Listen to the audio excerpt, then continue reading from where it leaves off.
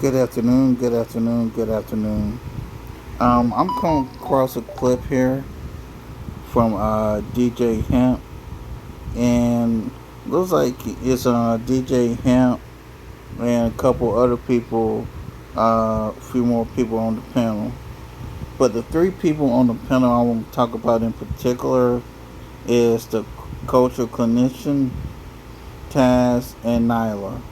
And they're having an interesting conversation. But what leads up to that conversation is going to be a totally different video. So I'm going to go to the part where the culture clinician shows up, and here we go. Shout out to DJ Hant.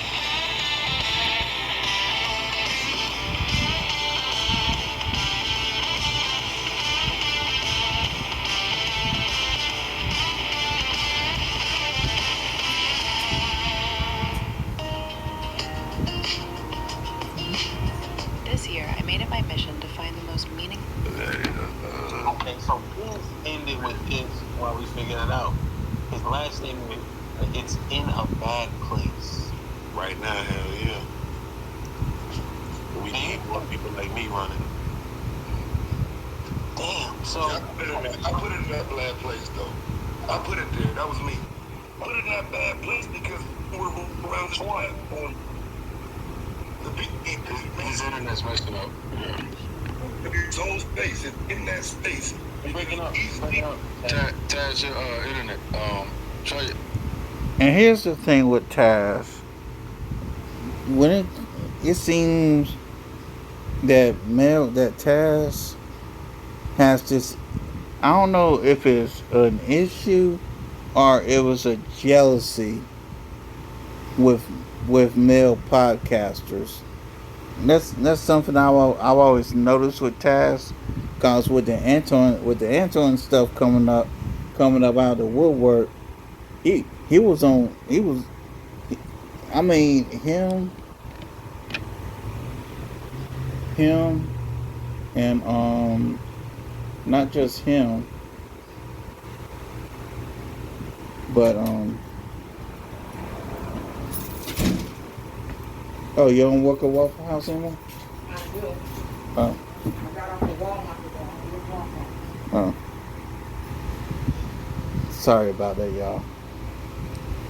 But as I was saying, with Taz has like this issue when it comes to male podcasters. I don't know what it is, but to me it's just weird.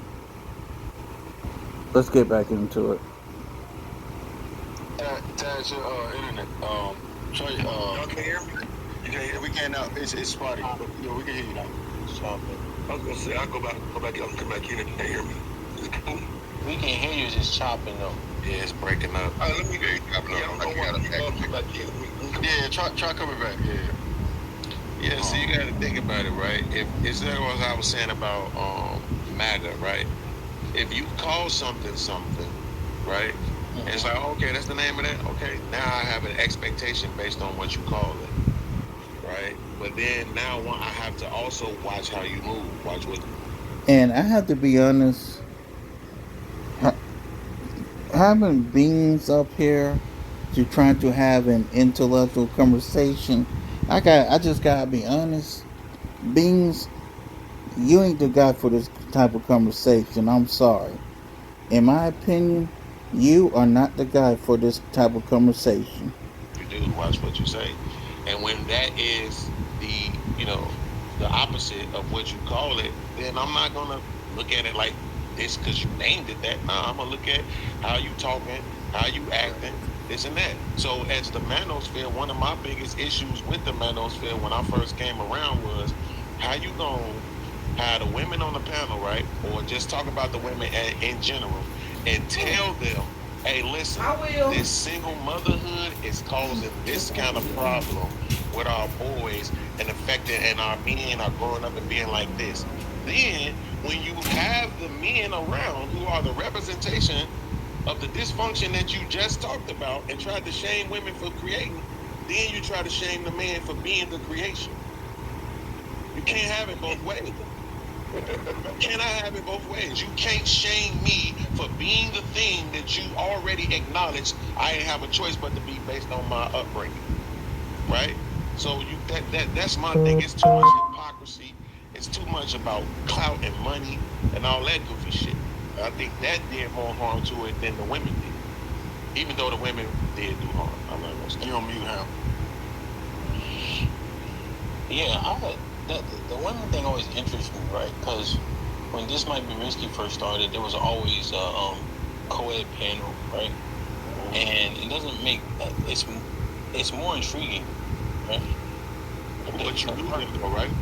Say again? But you knew them because you had relationships with them, right? Yes, I knew They that. weren't strangers. That's the difference. It's a very different ball game when you dropping a link, open panel, or invite people, and everybody pulling up and having these conversations, and they don't know you to respect you or value you like that. It tends to go left. I see. Okay. Yeah. Okay. Yeah, Taz, Yeah. all right, so listen, this is what I heard in the chat. This is what I like. I can't. It's just hard for me to listen to this. Okay, the reason why there's a BWE and talked about, for example, Cynthia talked about unalive black boys, this and that. Let's talk about why that happened. These men were on here. What you looking for? Fantastic. Do I need to break it down? For me, if I have an issue, before I even call the doctor, I usually Google it. And maybe that's not the best way to go about. Do I need to break it down? Taz, you need to fix your internet. Your internet is trash.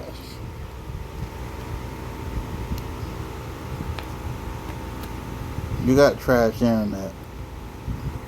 Fix your internet. Oh my God. Hold on. It's not terrible. Just Yeah. it's Can you hear me now? No. It's the same. The camera.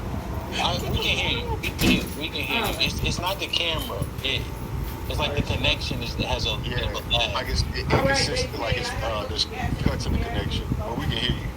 Oh, that's terrible. I got a debate tonight. I can't afford it. No, but we can hear. No. Yeah, we can hear you. So the last part you You and I telling them at the same time, we convoluted. We good. Go ahead, Tad. Go ahead. We'll just listen. So a lot of this conversation, it became negative because you had men sitting on here saying, we don't have to take care of our kids. None of you women can't tell us what to do. We don't have to take care of our kids. We tired of the child support system. Turn down the community. Stop having babies with black women. In fact, we're going to replace black. I have never heard any men disown their kids. I ain't never heard of that. I don't know what Taz talking about. Women with white women and any other group of women that have black babies with them. These were things happening on the Sunday Rumble when I call all these niggas and people like Fantastic would come up and run interference because these men repeatedly embarrass themselves by telling these women they don't want them. They stop having kids by black women. They blame everything on black women. So when a black woman said, okay, since everything is our fault, since every child being raised is our, we made all these mistakes, everything's on us, stop having babies by them then. Since everything is our fault, since we can't get it right, since we so doomed to be single mothers, how about just stop having babies with them niggas? That's how the conversation started. But Taz, were those conversations in response to something? Yes, they were in response to people like Ingrid, O'Shea, No. Fantastic, and many others. No, not the women, the men. Not the women, the men. I'm saying the conversations that the men were having, were they in response to something? No, they don't get that argument because they was running around talking about their leaders, they run the space, their voice is this, their voice is that.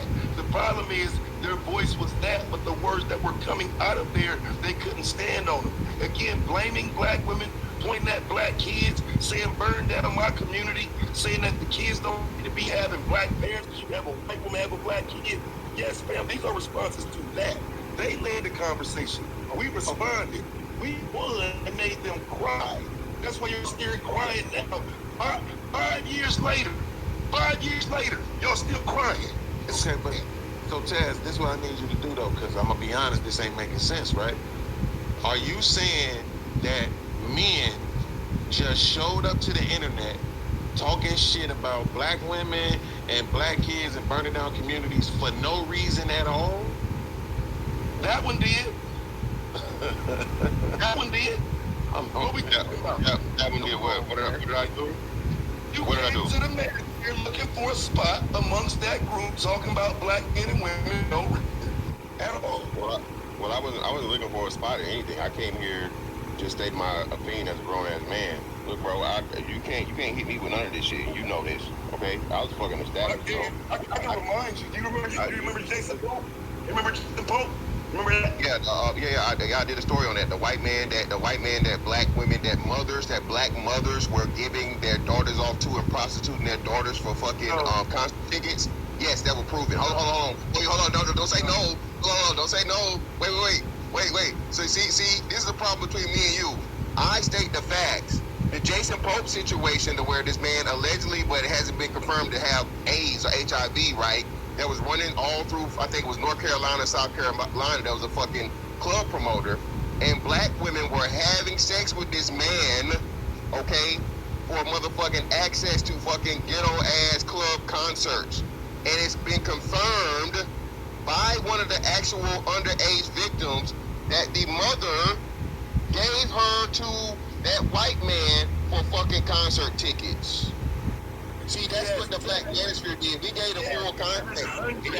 He had 700 underage. Okay, and hold on, and so what does that say? So hold on. So what did you say about underage victims? Do I need to pull the video? Make sure you clear. What did you say? What did I say? I don't know. What did I say? Yeah. What did I say? You said boys can't do that to young ladies. You said that's not the R word. Do I need to pull it?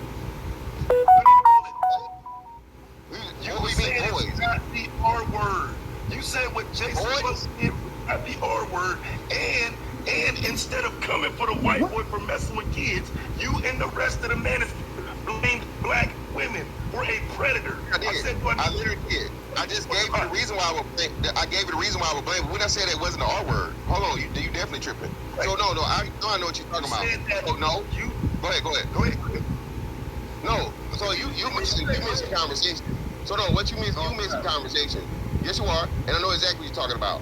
So as I had to do here before, so on and so forth, I had to explain to fucking dumbass niggas what the age of consent is. Okay, most people don't even know that the age of consent is in the majority of states is motherfucking not 18.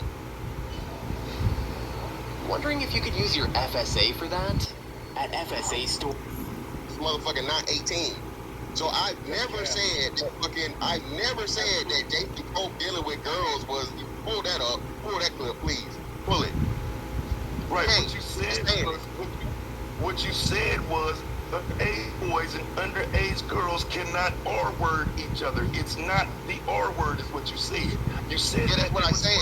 Yeah, I did say that, and it's accurate. So the legal standpoint. Wait. No. I'm not done with the statement. I'm not done. Go ahead. Because you said this about the Jason Pope situation. The problem is, again, the man took advantage of babies. So instead of dealing with the fact that even now he's locked up for being a predator, for messing with babies, you took that conversation and made it about anything other than this white man taking advantage of those young girls. Because of that, right? So let's move forward. Because of that. No, because I gotta clear what you tried to put out here. So what I was saying in the process about young girls and young boys can't R-word each other is I was saying that both of them are culpable. What I'm saying is, from a statutory standpoint, both of them would be fucking guilty of statutory, because people underage that cannot consent are not supposed to be having sex at all. Don't do that, bro. And this is why me and hold on. This is why me and you had to falling out. Hold on, brother. Speak. And this the big. Hold on, bro. This is the big part. This is the big part of why I had a major falling out with y'all, because, bruh, I don't got no fucking criminal record at all. None. Zero. I ain't never been motherfucking convicted of shit. Any charges I had ever been dropped. and you niggas start playing around with that shit, calling any and every man that would simply state legal facts and want to put that P word on niggas. When y'all was actually cool with P words. Now, if you really want to go there, alright, you know it's going to get real ugly. You know it's going to get extremely ugly. I dare you. I dare you. So, no, please. I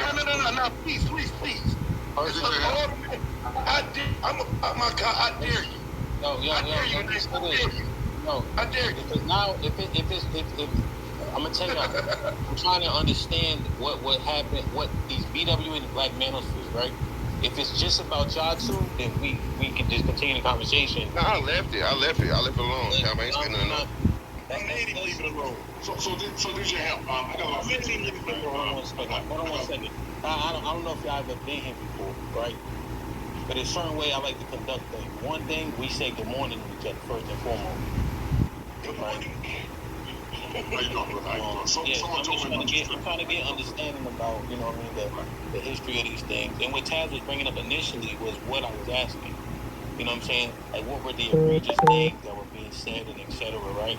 Because, Taz, to that point, the biggest thing is the whole killing black male babies, right? So I'm trying to see, like, I'm saying that's like the biggest thing we hear from, like the most egregious thing I've ever heard. And that's why I was asking what was egregious on the other side. So that's why when you give me the history, that's what I'm listening to. You know what I'm saying? Like I had the audio of these men. I'm saying, that's what we're trying to find. Yeah, we're trying to figure that out. Because they are just too noisy now, right?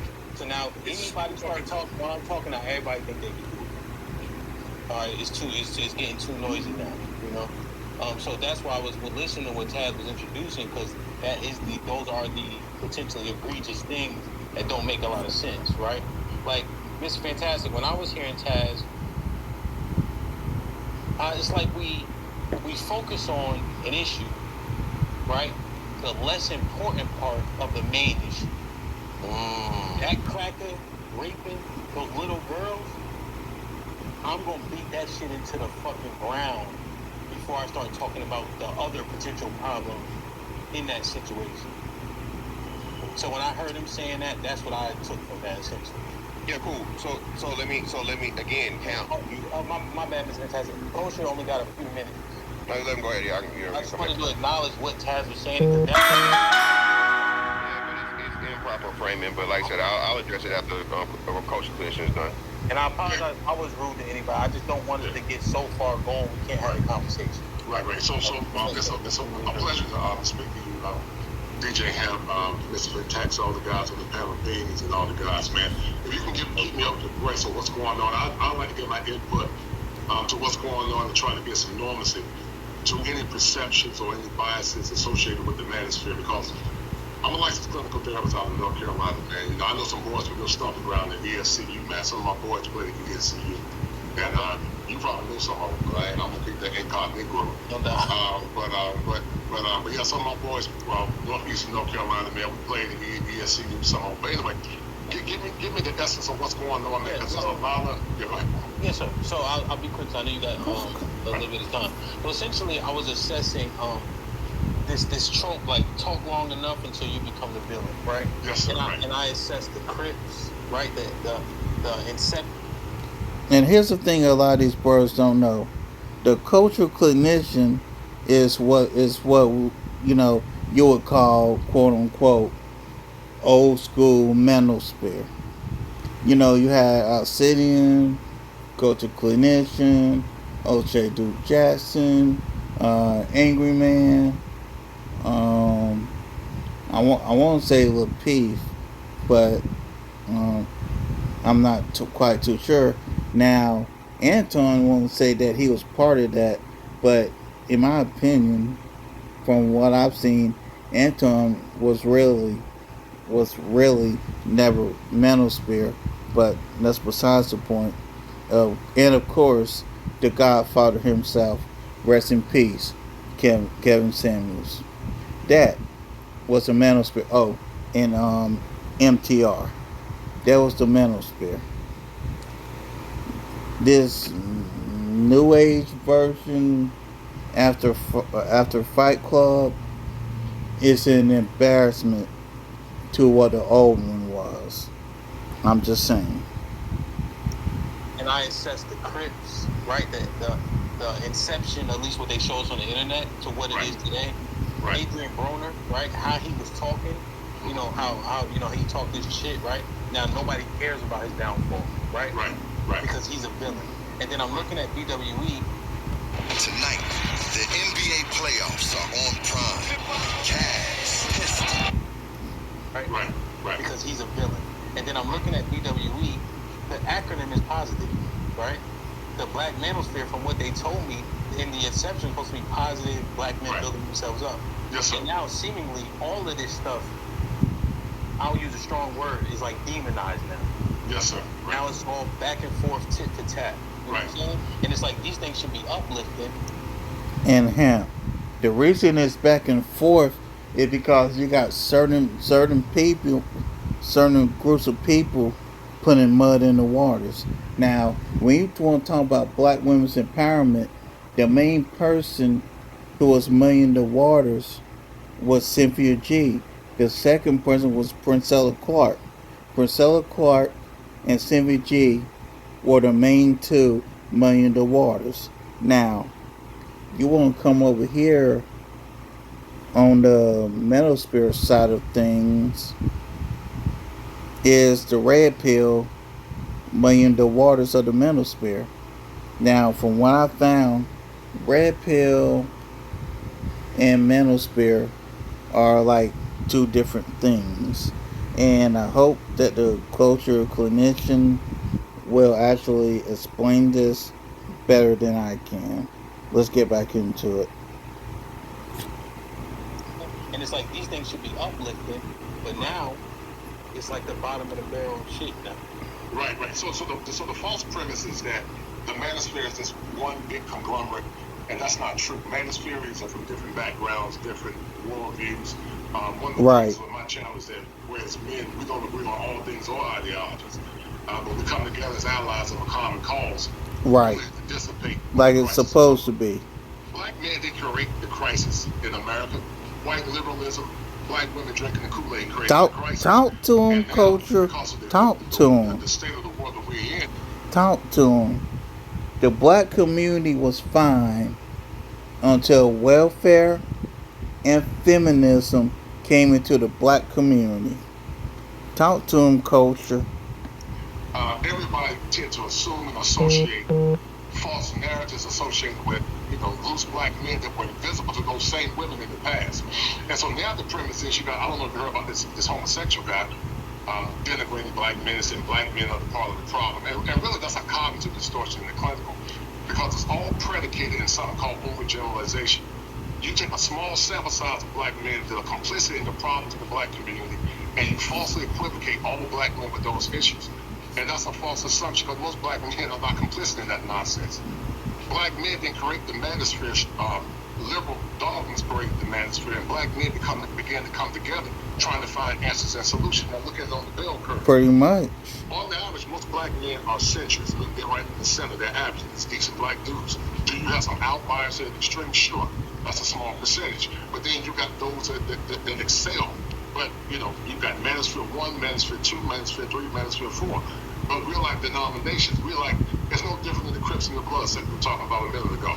The Crips and the Bloods are black, but they're not from the same conscious tribe. So people always make these false assumptions just because your skin color is black, then your consciousness is of one thing. I don't associate with something that does the Negroes. I don't deal with it because their consciousness is not black. I don't agree with them because I believe that you can't have a black community unless black men are leading their communities. But when you got a generation of women that conspire with liberal white women, they conspire with maladaptive policies. We're in the situation that we're in now because of that.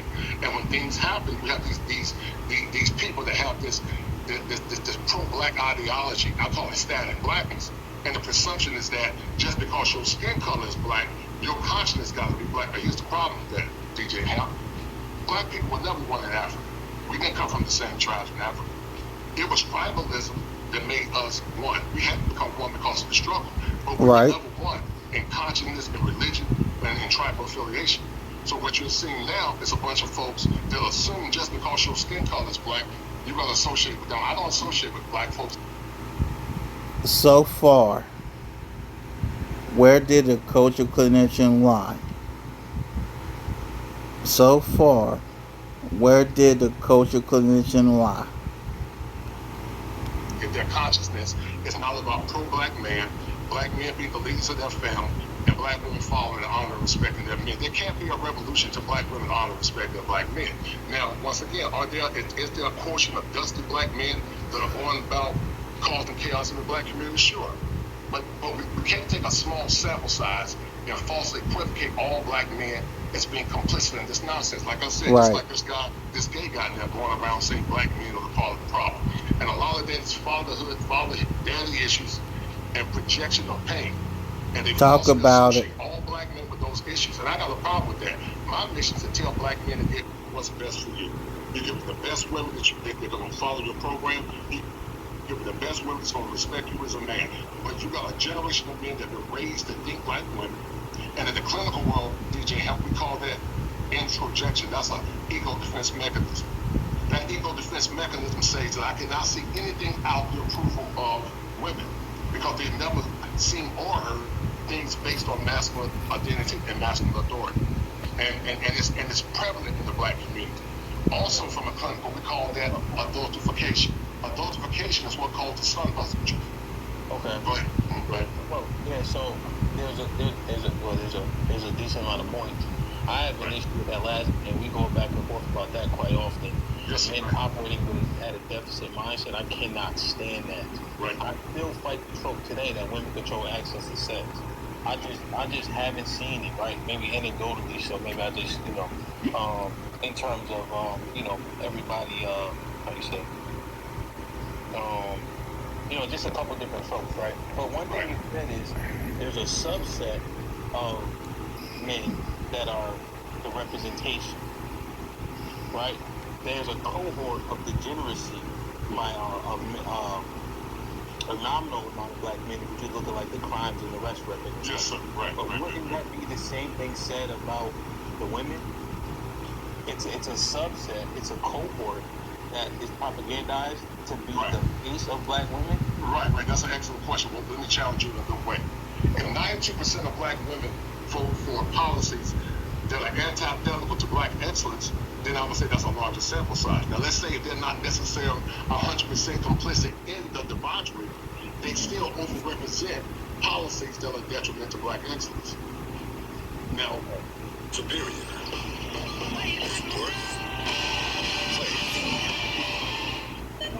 He told Mom to send her prescription to Amazon Pharmacy. She didn't. Price check in pharmacy. Now, So you go on the voting pattern is a right. And so let's say if 40%, let's say 20% of white people listen to nonsense. I don't know if 50-60% of white people listen to the same nonsense. People talk about femicide, this been the whole premise. They got to circumcise the black. Yeah, that was me. Black. I brought that up. Yeah. Okay, all right. And so, people talk about femicide. And so they were trying to make this false analogy that a large conglomerate of black men are complicit in destroying women. That's a false narrative. Very false narrative.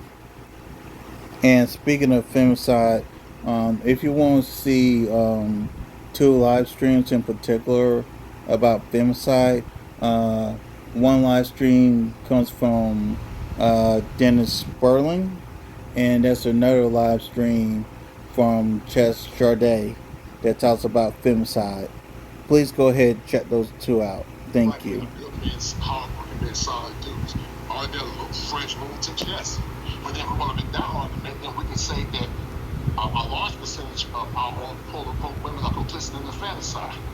Because I promise you, if you look at the stats on the infanticide among black women is a whole lot higher than the stats of femicide of black men contribute to homicide against black women. I promise you those stats are higher. Well, If you Trump it, how many? What's the raw number? And then Beans and Taz, you got Taz probably maybe want to reply to something, and Beans sounded like he had a question. I just wanted to ask this, right? I have about 7 minutes, but go ahead. I don't know. I'll be quick. You just have to be quicker than me. That's all. You can get there reply. Now, one thing we've been breaking down stats a lot more in depthly, right? So when you mentioned 92% of black women voted, how many black women is that though? that I don't think that equates to 20 million, 24 million, or whatever the number is. You see? So what number is that actually? That's just the people who voted. That doesn't. Right. But if you okay, that's an excellent point. But my point is, if 92% overrepresent and voted for policies that are I think you have an echo. yes, you got an echo. Yeah, if 92% vote for policies that are antithetical to what we believed years ago, because they've been co-opted, they were psyoped by white liberal dogma, then that's a problem. That's an excellent point, because out of that 90%, 92%, let's say out of 10 million, only 5 million voting, they represented 92%. I can see that. But my point is that's still an overrepresentation. That's a very large overrepresentation. Even though black men did, 86% did vote Democrat as well. But I don't care about either party. I think both parties are trash in my opinion. But overall, the things that people vote for now, that they say to black people, how can there be black excellence when we don't ask the black man what we want? You know, I had to write a book. I'm gonna write a book called Black Love Without Consent, because for the last couple of years we have not asked black people. Real quick though. Right. Did you shitting on both parties in an 80% to 92%? Did you render the voting pattern point moot? What do you mean that? Well, because one, we don't know how many women it is. Maybe 5 million. Right. And then furthermore, you disagree with either party. And then after that, 86% of black men voted Democrat as well. So I would assume that they have the same perverse ideology as the women if they voted for Democrats also. So that would render that point about framing the women in a negative light based on their voting pattern. That's a good, well, yes and no, and I'm going to tell you why. And then Dean's got a question for you, and Taz wanted to respond. Yes and no. Listen, we all understand the black men have been conditioned to see things. I'm listening, I'll be right back. Yeah, black men have been conditioned to see things through the lens of what I call Godocratic thought. And even those percentage of black men that did vote, there were 80%, 86% of the Democratic Party, I would still argue in perception that some of those men still have more traditional values and more traditional worldviews that are consistent with black families than the large component of women who voted those same values. That's what I will argue. They might not be 100% in, but I still will argue those 86% still tend to be more traditional. You can vote liberal, but still have traditional world, but some traditional values associated with that as well. In my opinion. But traditional in what way? Right? If they're not getting married, right? If they are purchasing homes and building these families and all this and that, what ways are they traditional? Right. So you can be traditional philosophically, but conditions sometimes forbade you from actually operationalizing that. And so I think a lot of black men will want to get married or desire to get married. But what are they marrying? You're not marrying a generation of women that have been conditioned to honor and respect them as men. I see it all the time in my practice, white men and black men. And so what I'm saying is that the core and the essence of my opinion is that black men are traditional. But see, here's the problem, is we keep asking black men to be traditional or modern women.